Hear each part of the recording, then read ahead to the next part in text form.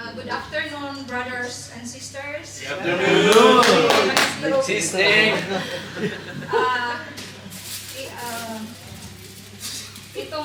Itong share na ito, matagal, way back 2020 nangyari ito. Talagang sa topic. That time, nangyari, tinulungan namin, lahat-lahat na nandoon na, tapos kami pa ang naging masama. That time talagang sugatan buong pamilya namin, lalo na yung anak ko. He was 15 years old that time. Bali, ang reputasyon ang nangyari nito, reputasyon sa pamilya namin. Isang nagbaon ko. Bali, sugatan talaga ang pamilya namin that time. So, ang ginawa namin, pumunta kami kay Bro Ray, doon namin pinuhos ang lahat, iniyak lahat, sinurinder.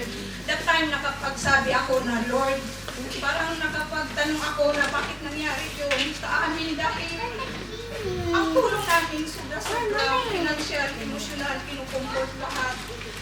Tapos nangyari yun. So, nagpasalamat ako sa Panginoon dahil kumbaga ginagabayan niya kami that time na bagsak talaga kami. Ang inaano ko lang si Neo, ang sabi ko sa anak ko, kinukumport ko, sabi ko na trials to sa atin. Tandaan mo, mayroong blessing darating sa atin. Huwag kang magtanim ng sama ng loob, sabi ko sa kanya, dahil talagang masyado siya apektado. Tapos sabi ko, huwag kang magtanim ng sama ng loob dahil ang mga taong yan ginagamit na instrument para subukan tayo. Dahil yung ginawa natin sa kanila, grabe. Kasi parang inisip ko sila na nakapatid. Kaya binuhos ko talaga lahat sa kanya. Kung anong problema, tinutulungan lahat-lahat. Tapos, sabi ko sa anak ko, hayaan mo, huwag kang magtanim ng sama ng loob, trial siya sa atin dahil sila ang ginamit dahil malaki ang ating sakripisyo sa kanila para masakitan tayo talaga kung anong gagawin natin, bibitaw ba tayo hindi. So, yun ang comfort ko sa anak ko kasi masyado talaga siyang naapektuhan. So, ilang linggo ang lumipas sa pangyayaring iyon, dumating ang blessing sa amin. Ang nangyari, si Noel na natanggap sa mining na walang experience. Actually, matagal na niyang pangarap yun, pero hindi siya matanggap dahil walang experience. That time nangyari yun, tinanggap si Noel na walang experience. Sabi pa ni Noel, hindi ko alam mag-drive na bulldozer o operator. Ang sabi ng company, tuturuan ka nga, sabi niya.